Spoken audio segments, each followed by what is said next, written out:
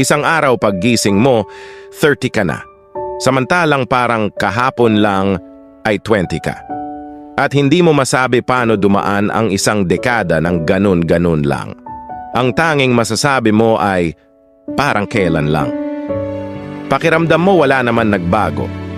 Pero patuloy kang naninibago sa kalagayan mo. Unti-unti mong naiisip ang mga pangaral ng mga magulang mong tugma sa kinaroroonan mo ngayon. Lahat ng kahapon ay aral sa buhay mo. At ang bawat umaga ay panibagong pag-asa. Kaya huwag kalimutang i-enjoy ang buhay habang itinatama mo ang mga bagay kung saan ka sumablay at unti-unting lasapin ang success na meron ka. Dahil bukas, 40 ka na. Parang kailan lang.